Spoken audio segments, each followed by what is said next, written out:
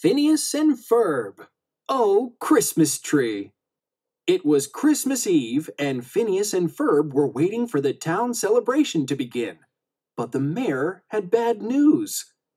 The annual lighting of the Christmas tree is canceled. Our prize evergreen was destroyed in a freak accident, he said. Ferb, Phineas exclaimed, I know what we're going to do today. We are going to find the perfect tree. Phineas and Ferb's older sister Candace overheard her brother. I have to find out what Phineas is up to, she thought. Later on, Phineas and Ferb's friends stopped by. What you doing? Isabella asked Phineas. Building a souped-up, rocket-powered, all-terrain, evergreen detecting super sleigh, Phineas told her. Soon the sleigh was ready, and the friends jumped inside. Everybody ready to go? Phineas asked. Hey, where's Perry? He asked, looking around. Meanwhile, Perry the Platypus, aka Agent P, was heading into his secret lair. It was time to find out his assignment for the day. Hello, Agent P, Major Monogram, Perry's superior officer said. Dr. Doofenshmirtz is behind the destruction of Danville's Christmas tree. You must find out what he's up to. Phineas and the gang were about to leave when Candace burst into the backyard. Not so fast, you two, she said. But Phineas couldn't hear her over the loud engine as they started to speed away. Candace lost her balance and fell into a snow tube attached to the sleigh. The group traveled up into the mountains in search of the perfect tree. The sleigh changed into a snowmobile to climb the steep hills. Candace was trailing behind them unnoticed. Suddenly, the sleigh came to a screeching halt. Uh-oh, the trail is too narrow for the sleigh, Isabella said. We'll go on foot, Phineas told them. You sure it's safe to be out here all alone? Buford asked. We're not alone, Isabella replied. Phineas is here. Then, all of a sudden, a large, snarling yeti jumped out. Buford stammered. That's the abominable snowman, Baljeet corrected him. Ah! Everyone screamed. Meanwhile, at the top of the very same mountain, Dr. Doofenshmirtz was preparing his latest evil invention. Just then, Agent P sailed in on a hang glider. The doctor quickly trapped Perry in a cage. Behold, Dr. Doofenshmirtz cried, my snow hurlinator.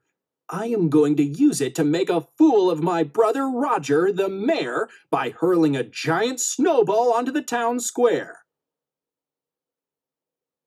Down the mountain, the Yeti was approaching. Phineas, what are we going to do? Isabella cried. Don't worry, Phineas said. He doesn't want to hurt us. Right, Ferb said in agreement. Yetis are vegetarians, and they rarely show aggression unless they feel threatened. Phineas turned to the Yeti. We only came for one special tree, and we brought seeds to plant in its place, he said. The Yeti smiled. Soon the group was playing together like old friends. They played freeze tag, made snow angels, and built snowmen. Candace, however, was not having any fun. She had run into icy rocks, prickly thorns, and hissing raccoons. I'll get you, Phineas, she muttered. It was time for Phineas and Ferb to get back to their mission. Hey, Mr. Yeti, Phineas said. Where can we find a giant tree? The Yeti pointed to a beautiful evergreen in the distance. That's it, Phineas shouted. The Yeti yanked the giant tree from the ground. Isabella and Buford planted the seeds. Danville's celebration is going to be saved, Phineas exclaimed. Atop the mountain, Dr. Doofenshmirtz was about to fire his snow hurlinator into the center of town. Just then, Perry broke free and leaped at the doctor. But Dr. Doofenshmirtz used his snow hurlinator to pummel the platypus with endless snowballs. In 5 more seconds, Danville's celebration will be ruined, the doctor yelled. Time was running out. Perry grabbed a snowball and threw it at the snow hurlinator. It hit the controls just as the invention fired.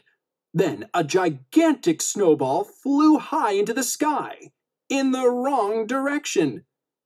Further down the hill, Candace saw her brothers in the distance. "They are so busted," she said, heading toward them. Just then, the massive snowball landed behind Candace and rolled after her. The tumbling snowball picked up Candace as it rolled down the hill. It stopped near Phineas and the group, blocking their sleigh and their view of Candace. "Hop onto the tree, everyone," Phineas shouted. He waved to the Yeti. "Thanks for your help." At the last second, Candace jumped on the tree trunk and held on for dear life. Whoosh! The friends slid down the snow-covered mountain, riding the giant tree like a mighty bobsled. As the tree sped into town, it picked up decorations and other things along the way. "We're almost there, everyone!" Phineas yelled. "Hooray!" the gang cheered. Back in Danville, everyone was shocked to see a giant tree heading right for them. Thwack! The tree hit the edge of the stage and tossed the gang safely out into the crowd. The townsfolk cheered. "Mom," Candace screamed, "did you see? Phineas and Ferb brought that giant tree."